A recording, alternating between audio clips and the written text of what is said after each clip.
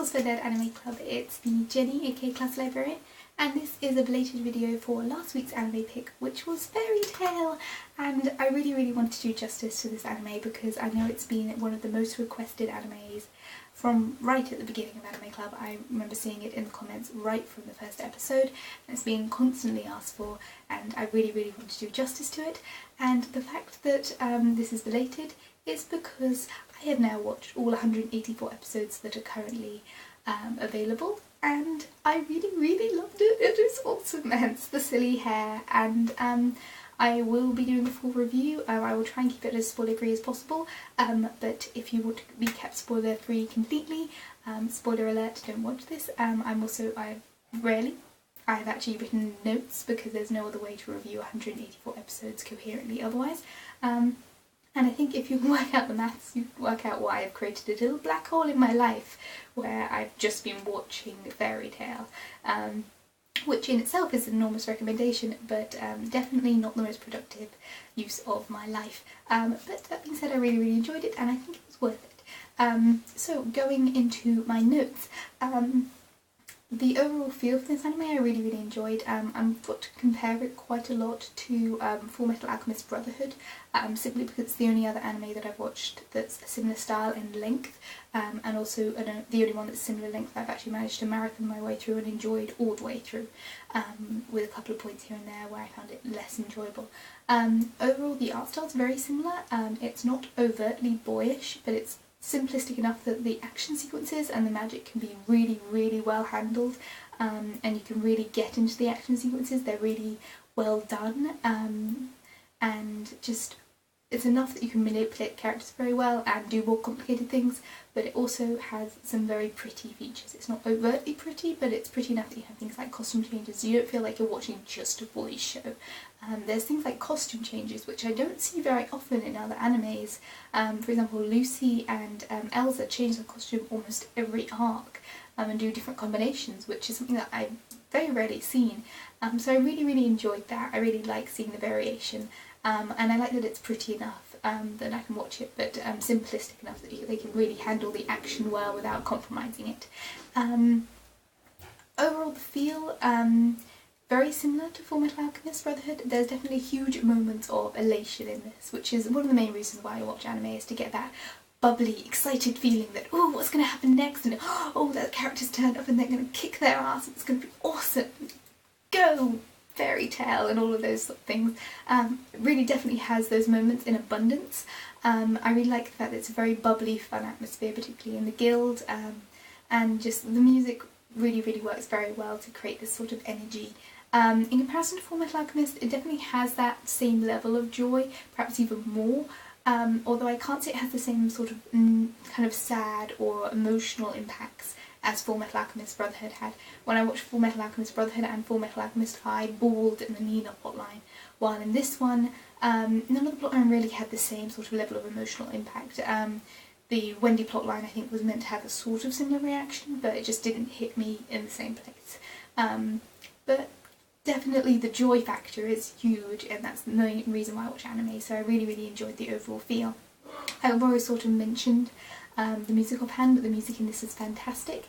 I really like the first couple of musical themes that come in are really classic pieces. I think there's the Can Can and a musical version of Land of Hope and Glory.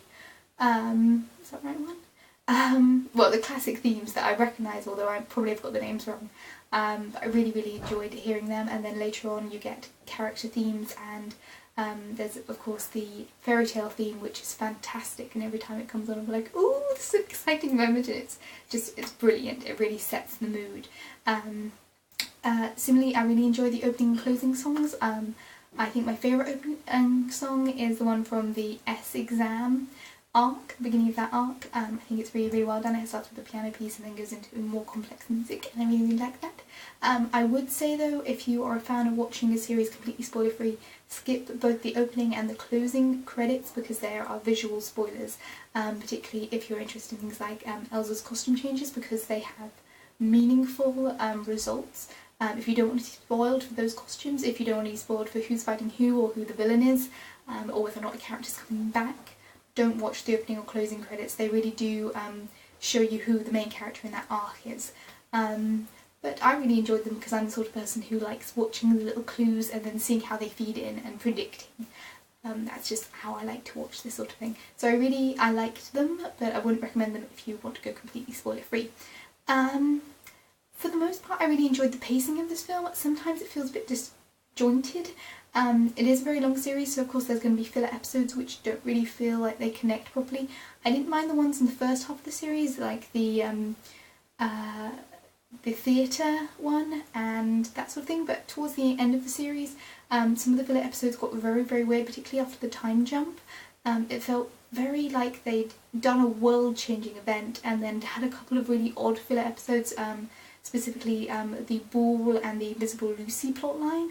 And there's also the train robbery plotline that introduces the characters of the Jiggle Butt gang, and I found nothing at all enjoyable about them or any scenes they were in or any of the plot lines that they were involved in. It just wasn't my sense of humour. Similarly, any of the smelly fire things to do with Romeo just didn't really settle with me. Because for the most part the humour I really, really enjoyed in this. It's all character-based humour for the most part. All of these characters have these very specific quirks and eccentricities which I adore, and so it turns into these very nice long-running gags. The fact that Grey takes off his clothes at every opportunity, Julia's in love with Grey and she's completely weird. All of these things, just you notice these character flaws and they all come in very effectively, and then you'll get these running gags like the "ooh, he likes you," and it's very sweet and very adorable. And you really get these running jokes like Canna who drinks too much. And it's very, very effective in the long run. You get all of these running gags that just circulate and will repeat and repeat until maybe they get a little bit tedious, but then they come back and you're like, oh yeah, I remember this is fun. And you're kind of rolling your eyes along with Lucy, who, although she does have her comedy moments, is sort of the straight character. They're not afraid to make her go full-blown cartoon. She's not kept as this pristine version of femininity, which sometimes happens in anime, where everyone else is wacky and the girl is just the straight character.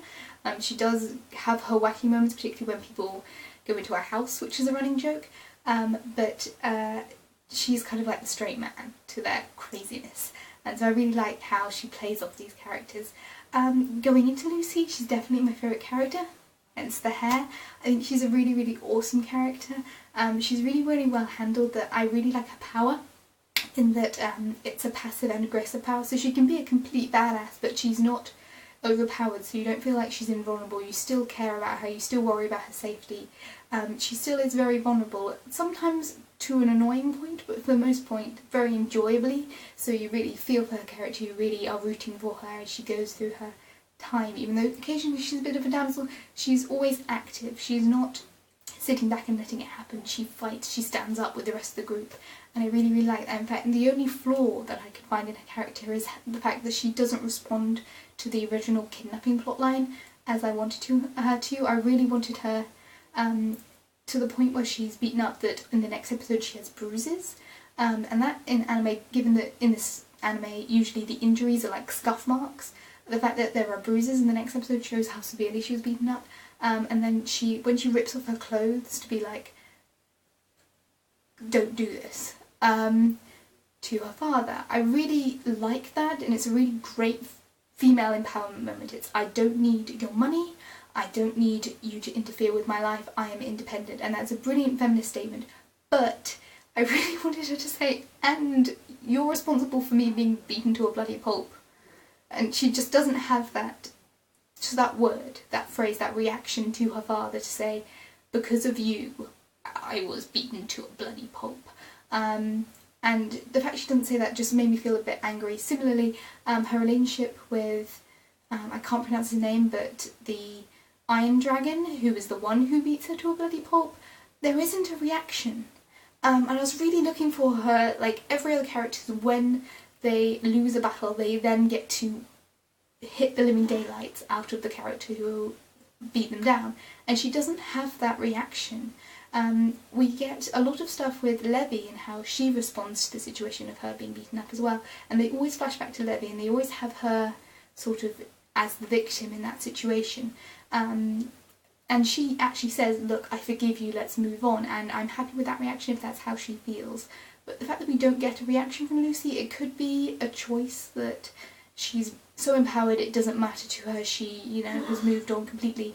But there is no reaction at all to him joining the guild.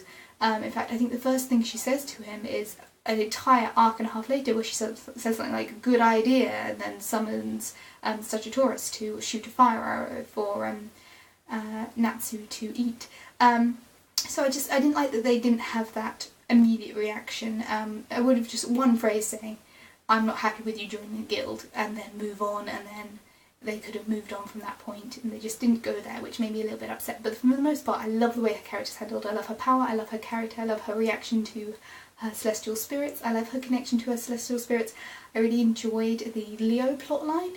And going into the romance into this, I've said it before, I'm not really a romantic, and I love the fact that for the most part the main theme of the series is platonic friendship. It's really about connecting on a friendship level and not necessarily a romantic level, although there is plenty of room for shipping and there is definitely relationships building, but they're building in a very organic, natural way and not in an immediate romance way, which I appreciate. And I'm really looking forward to seeing how they develop over time.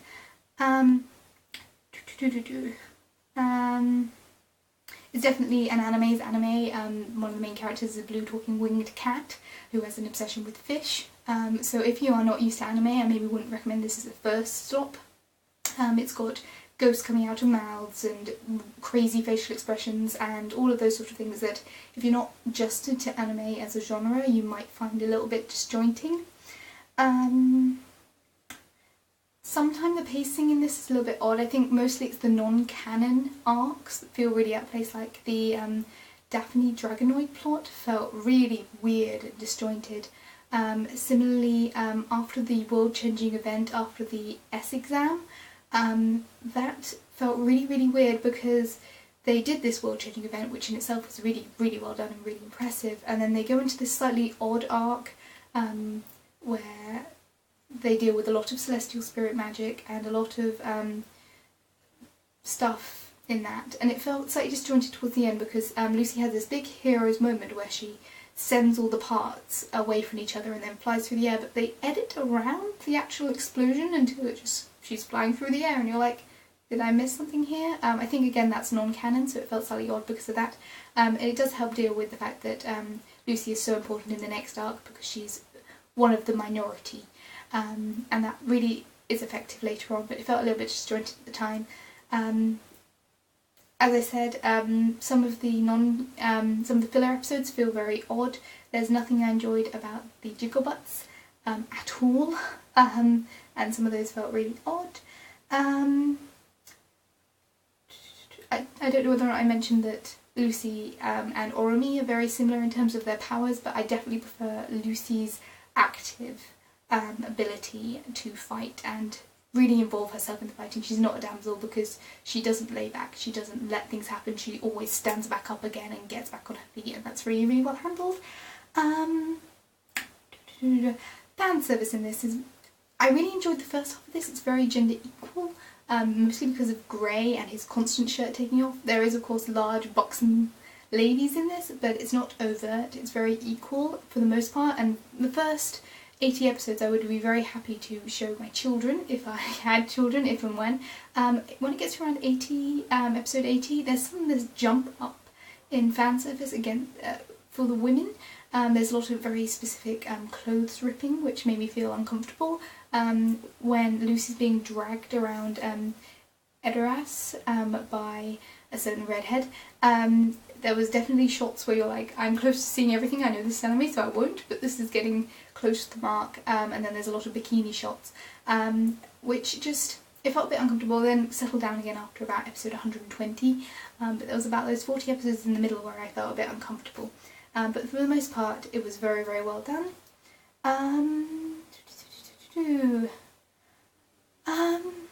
Pretty much that's it. I've talked way too long, hopefully my video won't cut out. But basically I'm looking forward to seeing how this story continues. The way that the story is structured, the rules for magic are so non-standard that it's got a lot of room for development. You could go anywhere with this. We've already had multiple worlds, we've already had time travel and crazy anime magic, so it can go anywhere. I'm really interested to see how they wrap up the Zeref plotline and the dragon plotline. The dragon lore has a lot of developing to do, and we've just had, spoiler alert, time travel, which is amazing and very, very exciting, and I'm looking forward to seeing how all of these plotlines carry on. And I'm sorry I've talked way too much. Hopefully you found something useful. Feel free to comment down below and leave a like if you want, and I will see you guys all very soon. Bye guys!